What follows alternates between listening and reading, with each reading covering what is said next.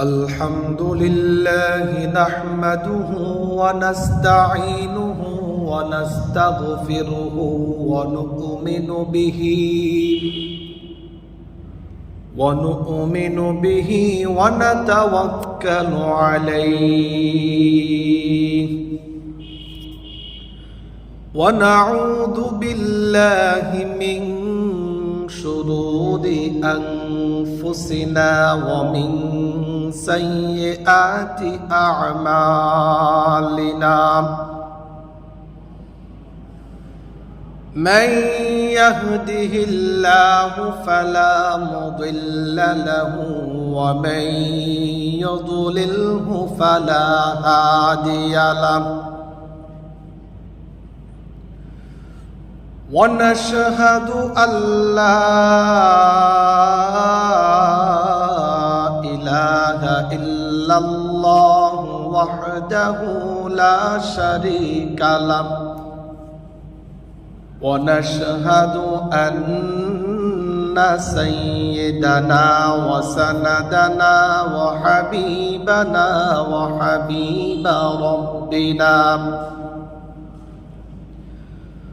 وحبيب ربنا وطبيبنا وطبيب قلوبنا ومولانا محمدا عبده ورسوله أرسله بالحق بشيرا ونذيرا وداعيا إلى الله بإذنه وسراجا منيرا أما بعد فأعوذ بالله من الشيطان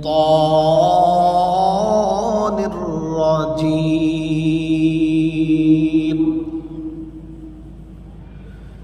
بسم الله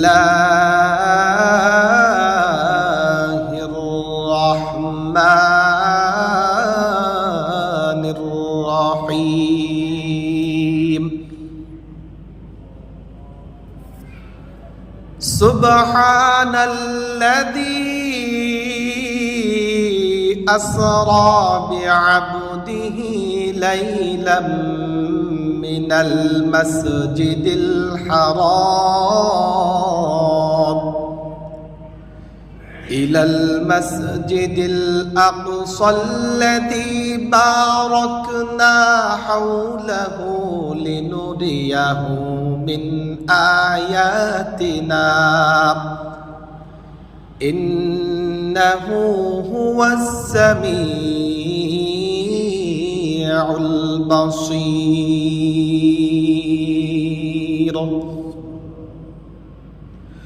وقال الله تعالى إن الله وملائكته يصلون على النبي يا أيها الذين آمنوا صلوا عليه وسلموا تسليما شكر درود إبراهيم باتكوري اللهم صل على محمد وعلى آل محمد كما صليت على إبراهيم وعلى آل إبراهيم إنك حميد مجيد اللهم بارك على محمد وعلى آل محمد كما باركت على إبراهيم وعلى آل إبراهيم إنك حميد مجيد بلغ العلا بكماله كشف الضجى بجماله حسنت جميع خصاله صلوا عليه وآله لا إله إلا الله সকলে একটু জিকির করি লা ইলাহা ইল্লাল্লাহ লা ইলাহা জোরে বলেন লা ইলাহা ইল্লাল্লাহ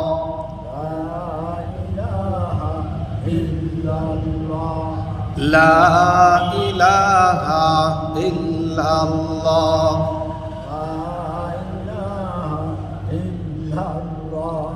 বহু দূরে মদিনা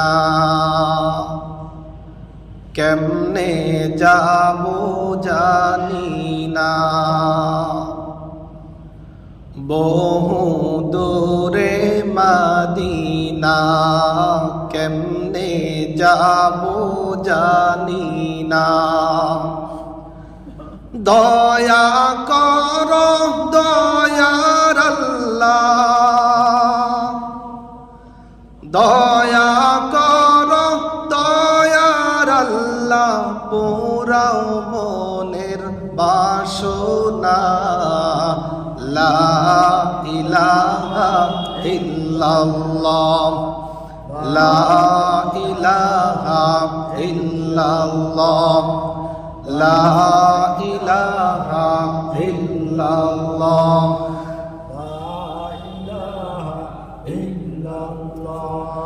লা ইলাহা ইল্লাল্লাহ লা ইলাহা নৌকা চলে না মাঝি ছাড়া গাড়ি চলে না ড্রাইভার ছাড়া বিমান চলে না পাইলট ছাড়া দুনিয়া চলে না আল্লাহ ছাড়া বলো লা ইলাহা লা ইলাহা ইল্লাল্লাহ ইলাহা ইল্লাল্লাহ লা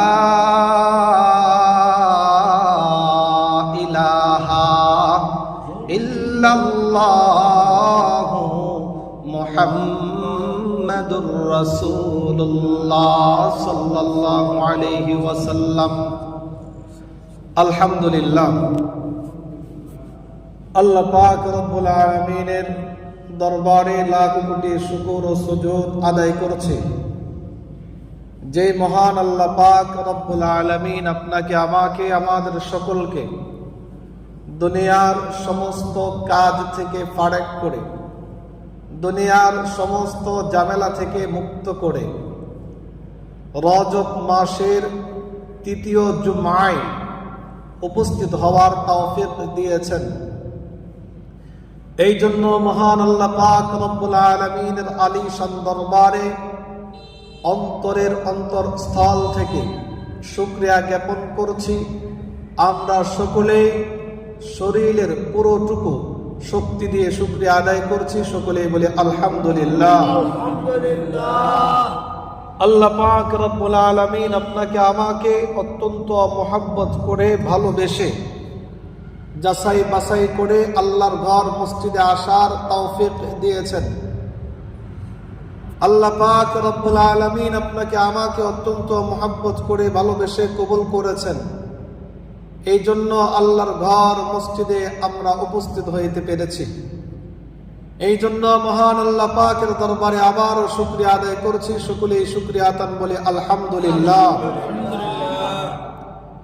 গত 2 জুমআ ধরে রজব মাসের শুরু লগ্ন থেকে আমরা রজব মাসের বিস্ময়কর ঘটনা, যে আল্লাহ তাআলা তার হাবিব নবী মুহাম্মদুর রাসূলুল্লাহ সাল্লাল্লাহু আলাইহি ওয়াসাল্লামের সাথে করেছিলেন, যে ঘটনা স্মরণীয় করে রাখার জন্য আল্লাহ তাআলা নামাজের মধ্যে তাশাহুদ, আত-তাহিয়াতু লিল্লাহি ওয়াস-সালাওয়াতু ওয়াত-তাইয়্যিবাত, তাশাহুদ পড়াটাকে নামাজের ভিতরে আল্লাহ তাআলা ওয়াজিব করে দিয়েছেন।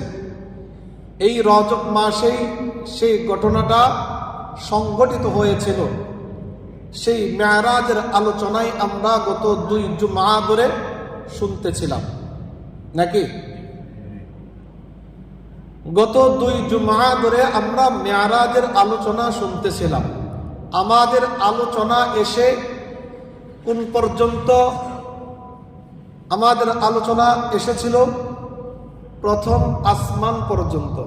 মনে আছে কি? হ্যাঁ, প্রথম আসমান পর্যন্ত আমাদের আলোচনা এসে শেষ করেছিলাম। আজকে প্রথম আসমান থেকে আমরা আলোচনা শুরু করব ইনশাআল্লাহ। এর আগেই মেরাজের গত 2 জুমআ যে আলোচনাগুলো করেছিলাম, মূল কথাগুলো বলে দিলে আপনাদের সামনে আলোচনা শুনতে আপনাদের কি লাগবে?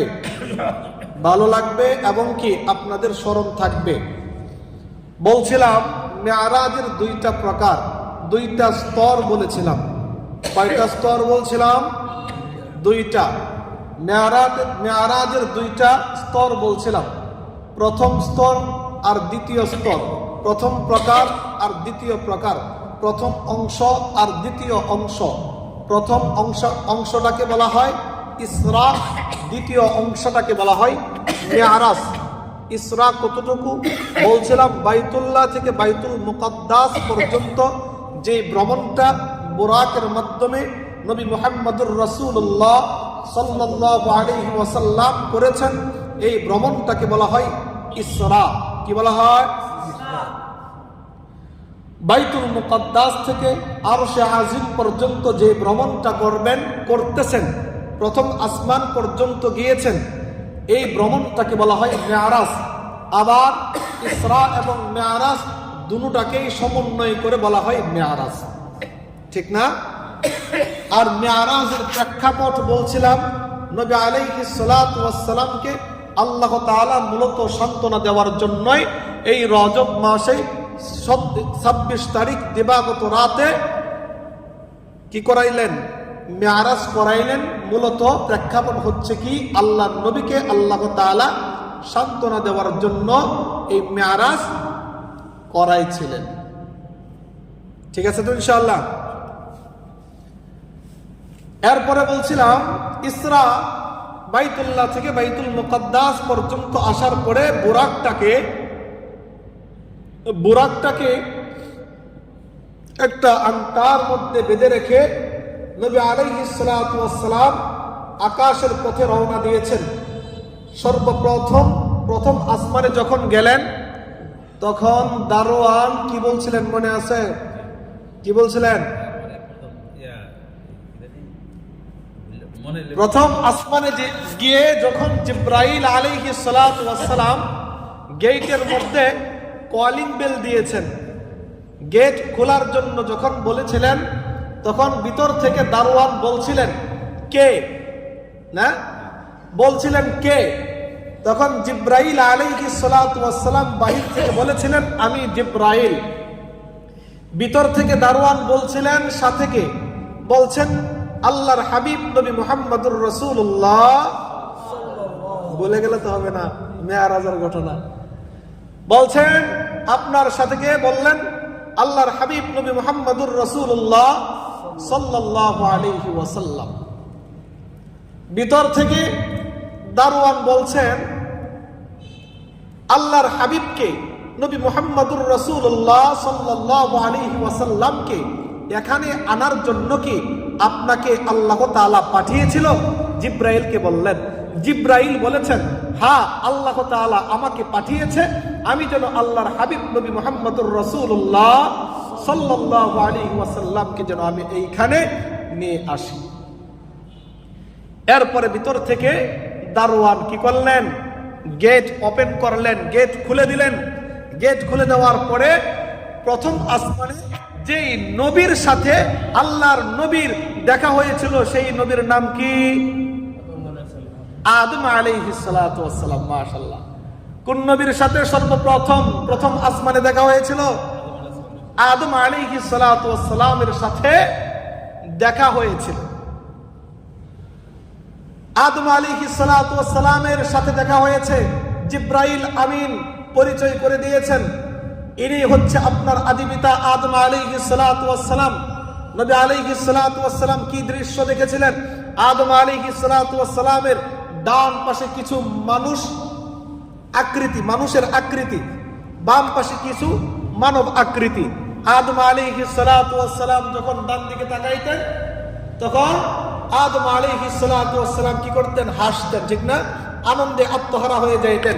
বাম দিকে যখন তাকাইতেন তখন তাদের দিকে তাকানোর সাথে সাথে কান্না করতে করতে চোখের পানি জর করে আদম আলাইহিস সালাতু ওয়াস সালামের চোখ থেকে জর করে পানি বের হয়ে আসতেন।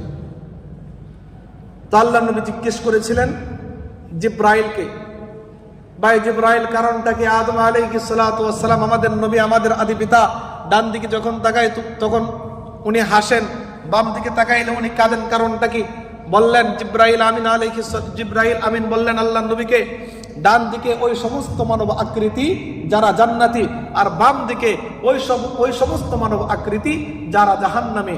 এই জন্য ডান দিকে তাকাইলে হাসে, বাম দিকে তাকাইলে কি করে?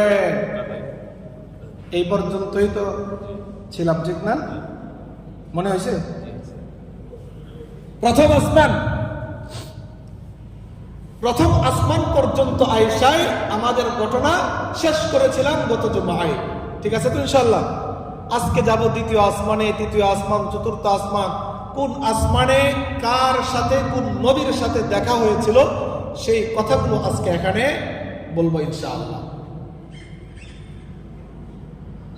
আল্লাহর পয়গম্বর, দু জাহানের বাদশা, সাইয়্যিদুল মুরসালিন নবী মুহাম্মদুর রাসূলুল্লাহ সাল্লাল্লাহু আলাইহি ওয়াসাল্লাম ভ্রমণ শুরু করলেন।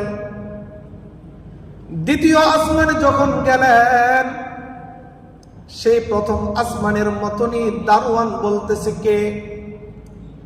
জিবরাইল আলাইহিস সালাতু ওয়াস সালাম বললেন, আমি জিবরাইল।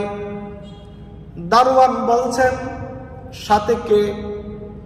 জিবরাইল আমিন বললেন, আল্লাহর হাবিব নবী মুহাম্মদুর রাসূলুল্লাহ সাল্লাল্লাহু আলাইহি ওয়াসাল্লাম। দারওয়ান ভিতর থেকে বলতেছেন, আল্লাহর হাবিব নবী মুহাম্মদুর রাসূলুল্লাহ সাল্লাল্লাহু আলাইহি ওয়াসাল্লামকে আনার জন্য কি আপনাকে আল্লাহ তাআলা পাঠিয়েছিল? জিবরাইল আমিন বললেন, হ্যাঁ, আল্লাহ তাআলা আমাকে পাঠিয়েছিল, আমি যেন আল্লাহর হাবিব নবী মুহাম্মদুর রাসূলুল্লাহ সাল্লাল্লাহু আলাইহি ওয়াসাল্লামকে যেন আমি এইখানে নিয়ে আসি। এরপরে দারওয়ান গেট ওপেন করলেন, খুলে দিলেন। এই দ্বিতীয় আসমানের মধ্যে আল্লাহর নবী সাল্লাল্লাহু আলাইহি ওয়াসাল্লাম সাক্ষাৎ করেছেন, দেখেছেন।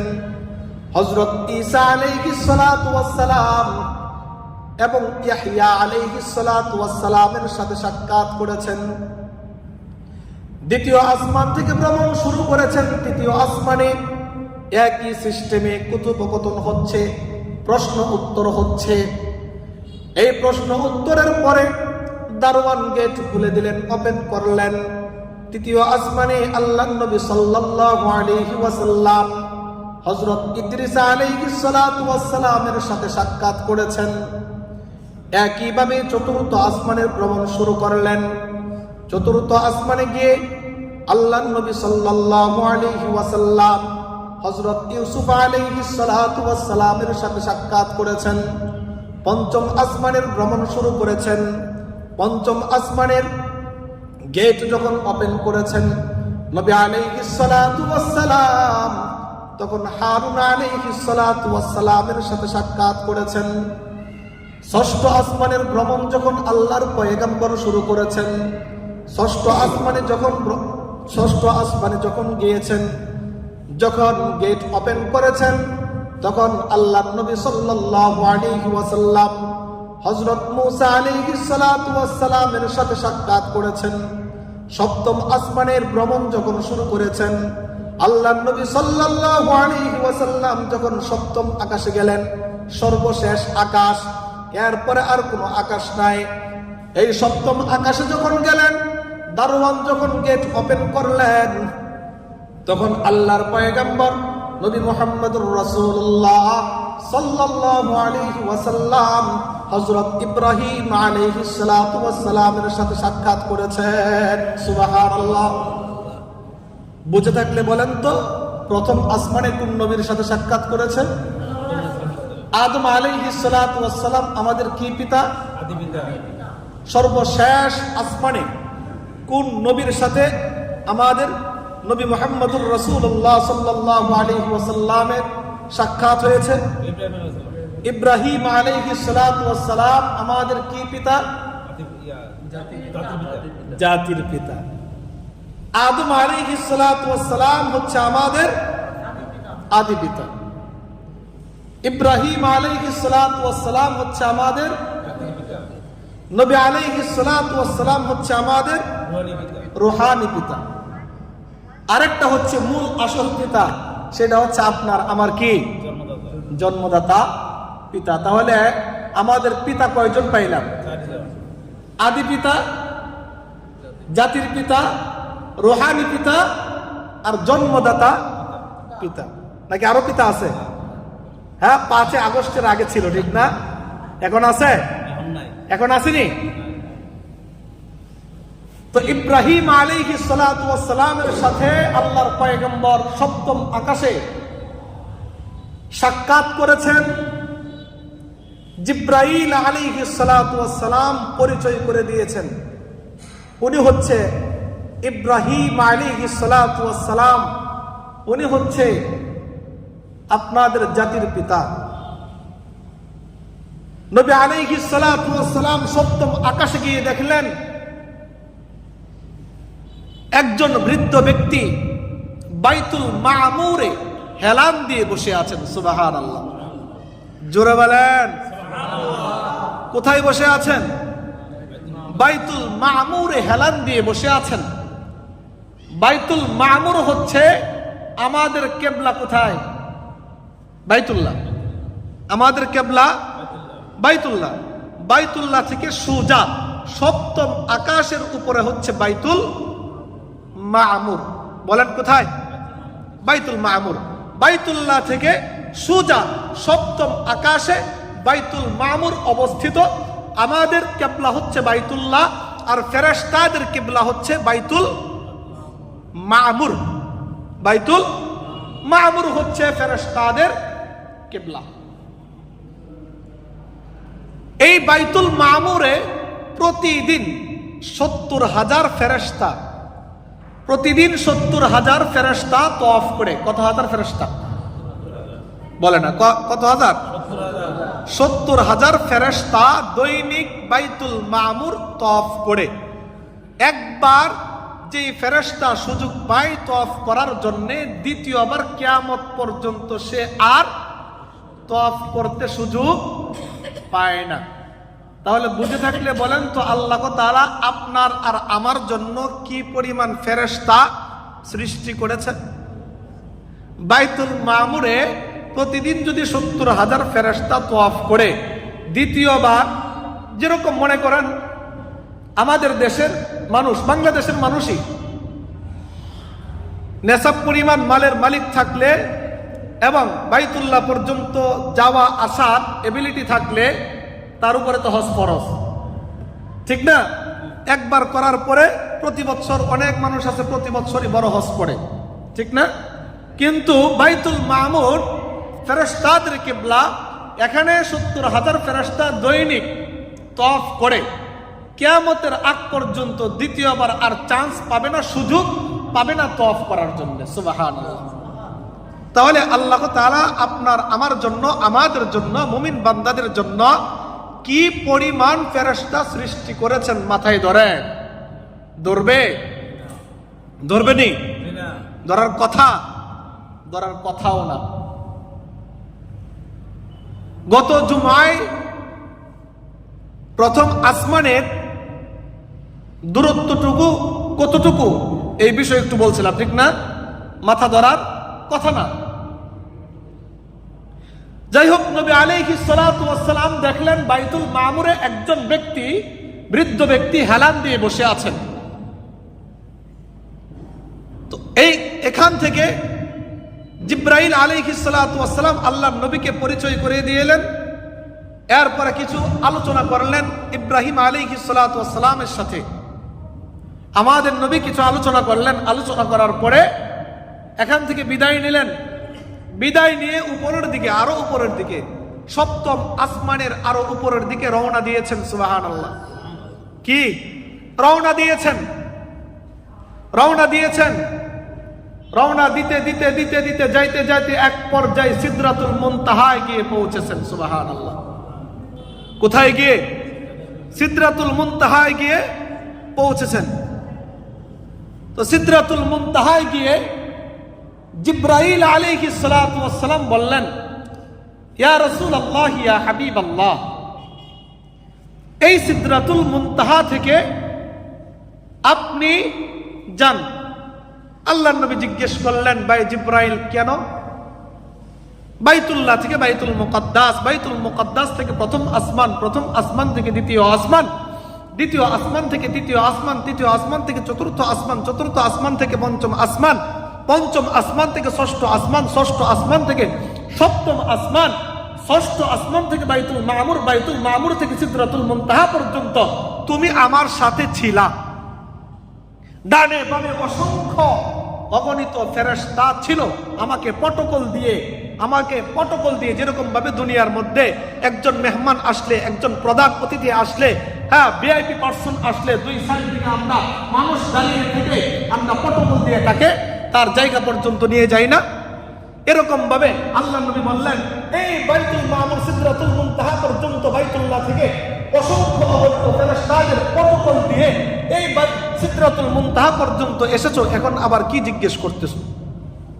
কারণটা কি? জিব্রাইল আলাইহিস সালাতু ওয়াস সালাম বললেন, ইয়া রাসূলুল্লাহ, ইয়া হাবিবাল্লাহ, সিদরাতুল মুনতাহা পর্যন্তই আমার অনুমতি ছিল, এর সামনে আমি যাইতে পারবো? কথা বলে না। এর সামনে আমি আর যাইতে পারবো না। নবী আলাইহিস সালাতু ওয়াস সালাম এই জায়গায় সিদরাতুল মুনতাহায় গিয়ে জিব্রাইলকে তার যে মেন আকৃতি 600 পাখা বিশিষ্ট জিব্রাইলকে নবী আলাইহিস সালাতু ওয়াস সালাম ওই জায়গায় গিয়ে দেখেছেন। জিব্রাইল আলাইহিস সালাতু ওয়াস সালামের দেহটা এমন বড়, মহা আকাশ একদম ঘিরে ফেলেছে। মনে হচ্ছে গোটা পৃথিবীটা, মহা আকাশটা, তার দেহটা, পুরো আকাশটাকে ঘিরে ফেলেছে। ওই জায়গায় সিদরাতুল মুনতাহায় গিয়ে নবী আলাইহিস সালাতু ওয়াস সালাম জিব্রাইলকে কি করেছেন? দেখেছেন। জিব্রাইল বলতেছেন, ইয়া রাসূলুল্লাহ, এখান থেকে আপনি একা একা সামনে অগ্রসর হন, এখান থেকে আমার আর অনুমতি নাই। আমি জিব্রাইল যদি এখান থেকে এক চুল পরিমাণ সামনে অগ্রসর হয় যাই, তাহলে আমার পাখাগুলো আল্লাহ তাআলার তাজাল্লির কারণে, আল্লাহ তাআলার নূর দ্বারা আমার এই পাখাগুলো জ্বলে পুড়ে ভস্ম হয়ে যাবে। সুবহানাল্লাহ। কি হয়ে যাবে? জ্বলে পুড়ে ছাই হয়ে যাবে, ভস্ম হয়ে যাবে।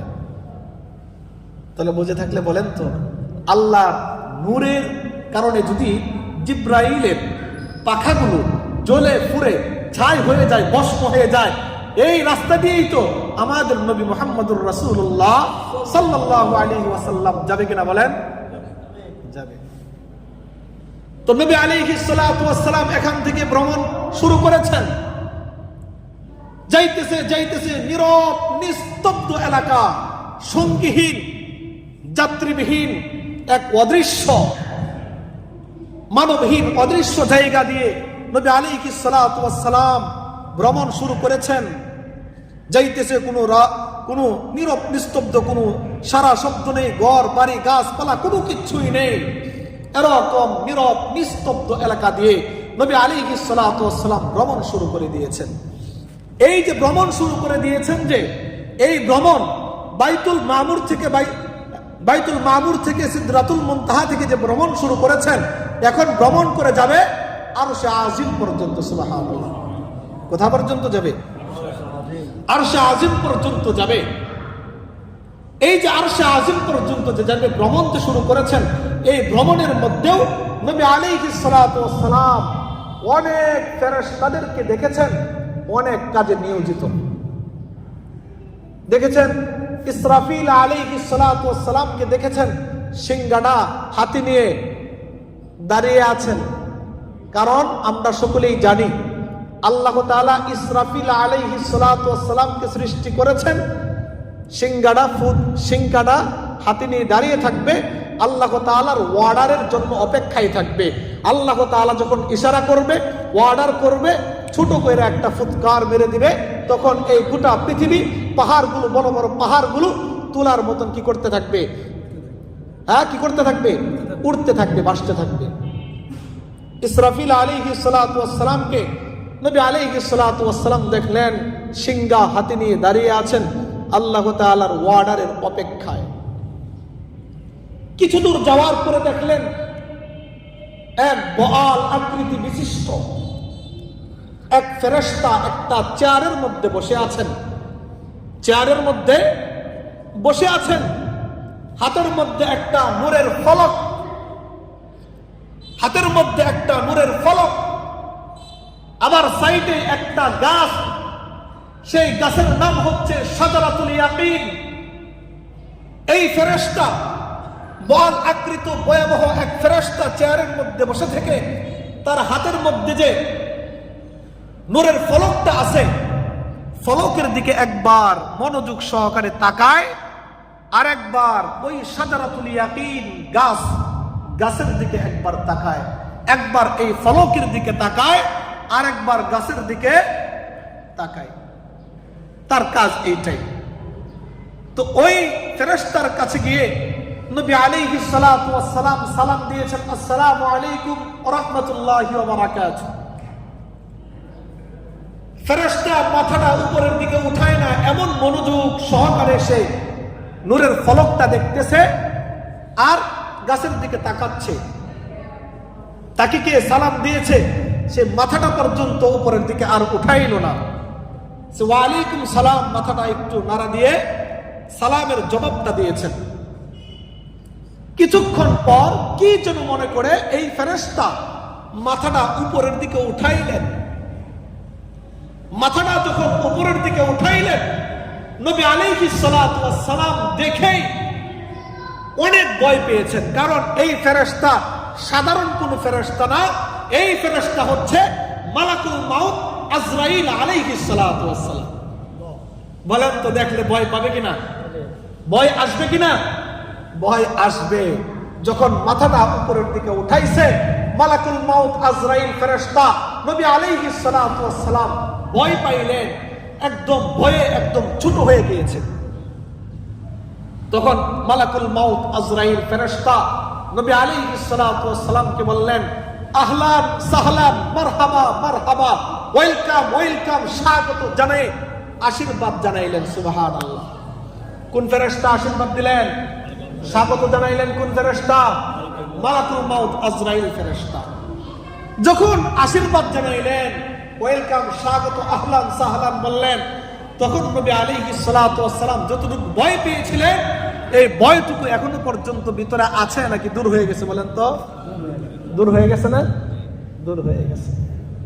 যখন এই ভয়টা কেটে গেল, নবী আলাইহিস সালাতু ওয়াস সালামের ভিতর থেকে যখন ভয় কেটে গেল, তখন আল্লাহর পয়গম্বর, দু জাহানের বাদশাহ, সাইয়্যিদুল মুরসালিন, খাতামুন নবিয়্যিন, নবী মুহাম্মদুর রাসূলুল্লাহ সাল্লাল্লাহু আলাইহি ওয়াসাল্লাম মালাকুল মাউত আজরাইল ফেরেশতাকে জিজ্ঞেস করলেন, ভাই আজরাইল, আমি তোমার কাছ থেকে কিছু জানতে চাই, কিছু জানার আমার দরকার ছিল, আমার মনে চাই আমি তোমার কাছ থেকে একটা প্রশ্নের জবাব চাই। আজরাইল ফেরেশতা বললেন, ইয়া রাসূলুল্লাহ, কি প্রশ্নের জবাব জানতে চান? আপনি প্রশ্ন করুন, আমি ইনশাআল্লাহ সেই প্রশ্নের জবাব দিতে আমি রাজি আছি। আল্লাহর নবী সাল্লাল্লাহু আলাইহি ওয়াসাল্লাম মালাকুল মাউত আজরাইল ফেরেশতাকে জিজ্ঞেস করলেন, ভাই আজরাইল, আপনি একা একা গোটা পৃথিবীর মানুষের জান কবজ কিভাবে করেন? গোটা পৃথিবীর মানুষের জান কবজ আপনি কিভাবে করেন? মানুষের ভিতর থেকে রূহটা আপনি কিভাবে বের করেন? আমি এই বিষয়টা একটু জানতে চাই। মালাকুল মাউত আজরাইল ফেরেশতা আল্লাহর পয়গম্বর, দু জাহানের বাদশা নবী মুহাম্মদুর রাসূলুল্লাহ সাল্লাল্লাহু আলাইহি ওয়াসাল্লামকে বললেন, ইয়া রাসূলুল্লাহ, ইয়া হাবিবাল্লাহ, এই যে দেখেন আমার হাতে নূরের একটা ফলক আছে, এই নূরের ফলকের মধ্যে গোটা পৃথিবীর মধ্যে আল্লাহ তাআলা যত মানুষ সৃষ্টি করেছেন সব মানুষের নাম ঠিকানা এই ফলকের ভিতরে আছে। এবং আমার বাম পাশে যে গাছটুকু দেখতেছেন শাজারাতুল ইয়াকিন, ওই শাজারাতুল ইয়াকিনের গাছের মধ্যে এক একটা পাতার মধ্যে এক একজনের নাম ঠিকানা লেখা আছে। দুনিয়ার মানুষের যখন হায়াতটা শেষ হয়ে যায় তখন তার নামের যেই পাতাটুকু আছে সেই পাতাটা আস্তে আস্তে হলুদ বর্ণ ধারণ করে, আস্তে আস্তে হলুদ বর্ণ ধারণ করে, আর এই মানুষের হায়াতটুকু শেষ হয়ে যায়। যখন একদম হায়াতটা শেষ হয়ে যায় তখন তার নামের এই পাতাটা হলুদ বর্ণ ধারণ করে শুকিয়ে যায়।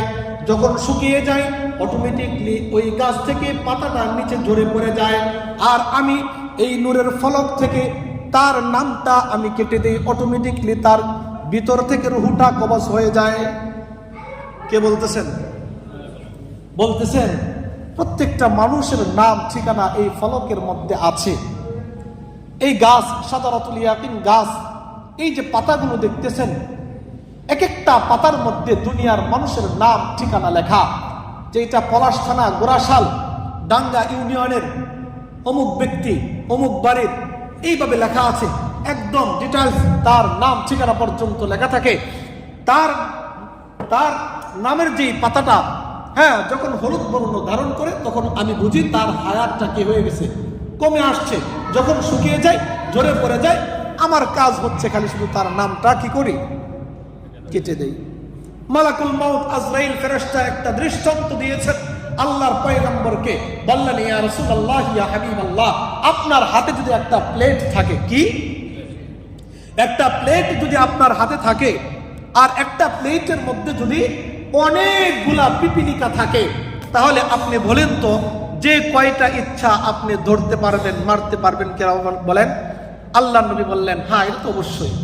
ঠিক তো দ্রুপ এরকম ভাবে এই ফলকের মধ্যে প্রত্যেকটা মানুষের নাম ঠিকানা লেখা আছে।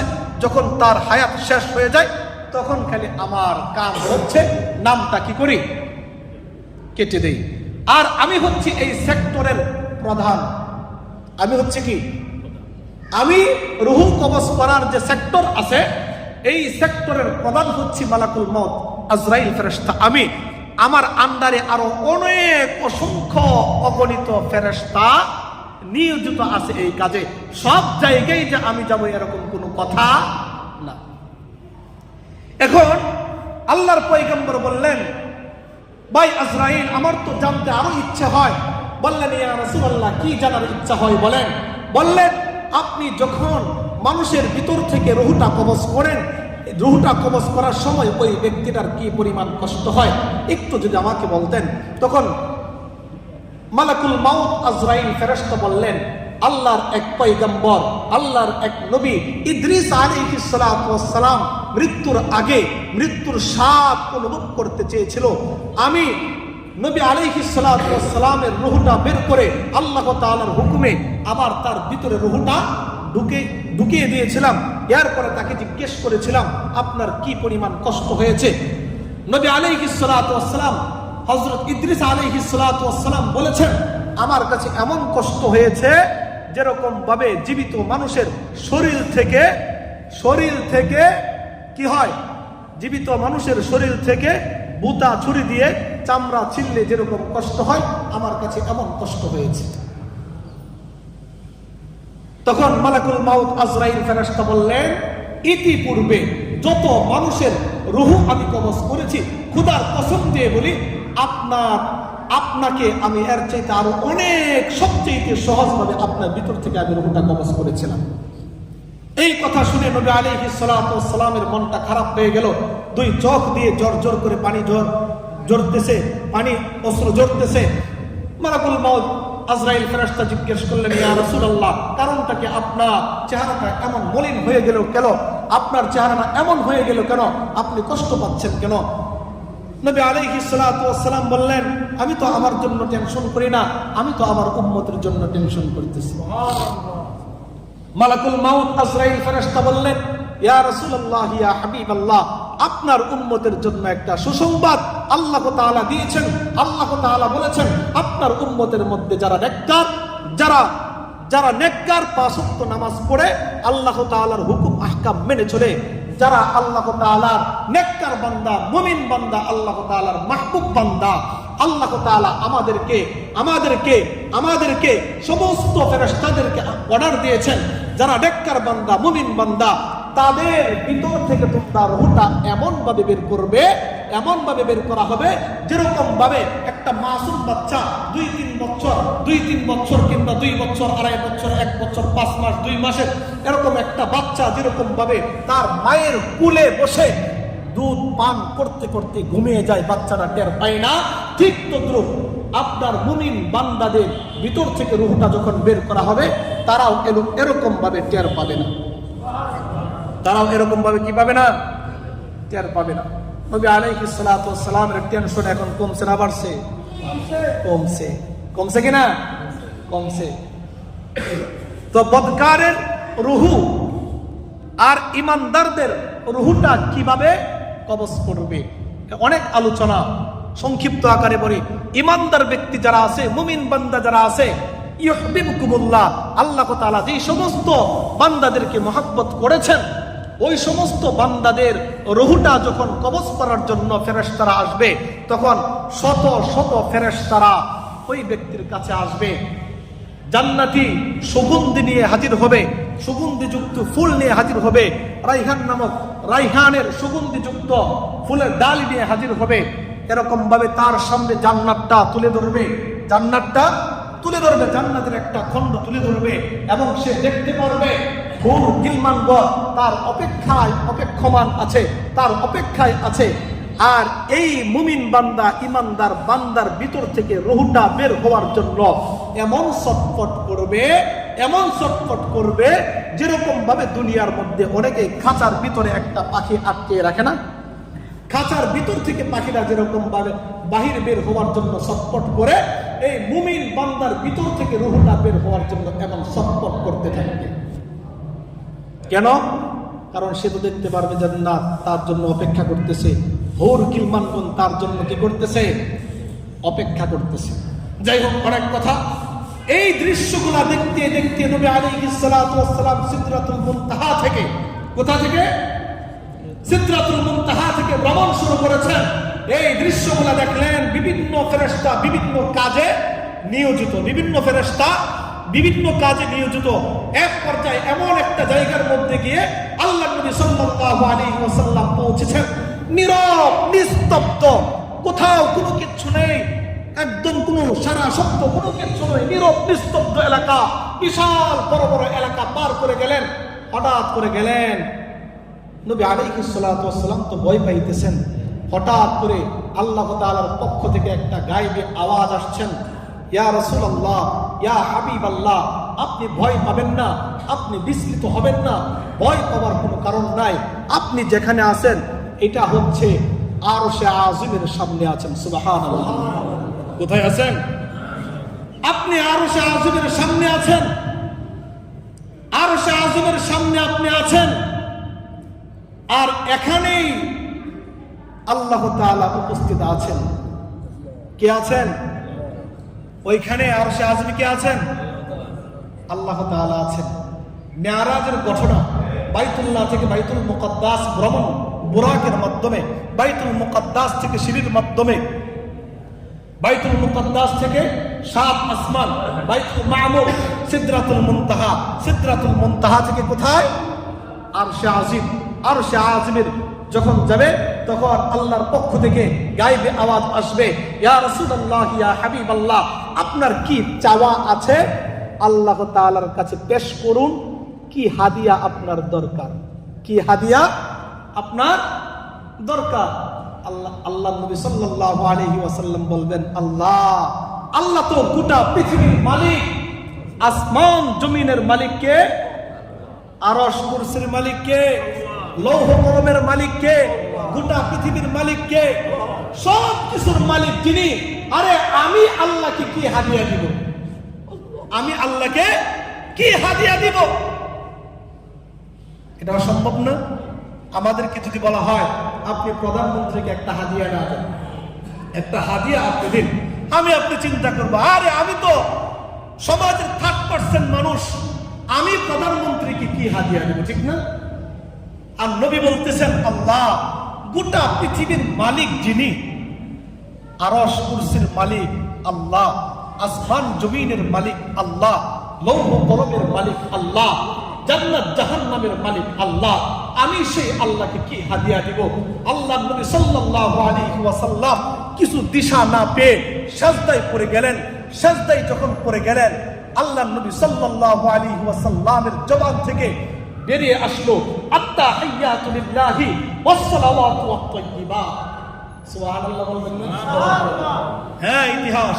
আত্তাহিয়াতু লিল্লাহি ওয়াস সালাওয়াতু ওয়াত তাইয়্যিবাত যখন নবী আলাইহিস সালাতু ওয়াস সালামের জবান থেকে এই শব্দ বের হয়ে আসলো, তখন আল্লাহ তাআলার জবান থেকে এই প্রশ্নের জবাব দিতেছেন আল্লাহ তাআলা, আসসালামু আলাইকা আইয়ুহান নাবিয়্যু ওয়া রাহমাতুল্লাহি ওয়া বারাকাতুহু। যখন এই জবাব আল্লাহ তাআলা দেখেন, তখন নবী আলাইহিস সালাতু ওয়াস সালাম পরের অংশ বললেন, লাস্ট অংশ, আশহাদু আল্লা ইলাহা ইল্লাল্লাহু ওয়া আশহাদু আন্না মুহাম্মাদান আবদুহু ওয়া রাসূলুহু। আরশ বহনকারী ফেরেশতারা এই লাস্ট ফিনিশিং দিয়েছিলেন। এটার ইতিহাস ইনশাআল্লাহ সামনে শুক্রবারে বলবো। এই জন্যই এই মেরাজের ঘটনাকে, বিস্ময়কর ঘটনাকে স্মরণীয় করে রাখার জন্য আল্লাহ তাআলা নামাজের মধ্যে তাশাহুদ, আত্তাহিয়াতু পড়া কি করে দিয়েছেন? বলেন, কি করে দিয়েছেন? বুঝে থাকলে বলেন তো, ইচ্ছাকৃতভাবে যদি কোনো ব্যক্তি নামাজের ভিতরে তাশাহুদ বাদ দেয়, নামাজ হবে না। কেন দিয়েছেন? এই মেরাজের ঘটনা যেন আমি আপনি স্মরণীয় করে রাখতে পারি, এই জন্যই আত্তাহিয়াতু লিল্লাহি ওয়াস সালাওয়াতু, এই তাশাহুদ নামাজের মধ্যে পড়া কি ওয়াজিব। আর নবী আলাইহিস সালাতু ওয়াস সালাম যখন সাজদায় পড়ে গেলেন, সাজদায় গেলেন, সাজদায় যাওয়ার সাথে সাথে এই শব্দগুলো বের হয়ে আসছিল। ইনশাআল্লাহ আগামী শুক্রবারে মেরাজের ঘটনা ইনশাআল্লাহ শেষ করব ইনশাআল্লাহ। আল্লাহ তাআলা আমাদের সকলকে যে কথাগুলো বলেছি সেই কথাগুলোর উপর আমল করার তৌফিক দান করুক, সকলে বলে আমিন। আল্লাহ তাআলা আমাদের সকলকে, সামনে রমজান মাস আসতেছে, আমরা সকলেই যেন রমজানের প্রস্তুতি গ্রহণ করতে পারি সেই তৌফিক দান করুক, সকলে বলে আমিন।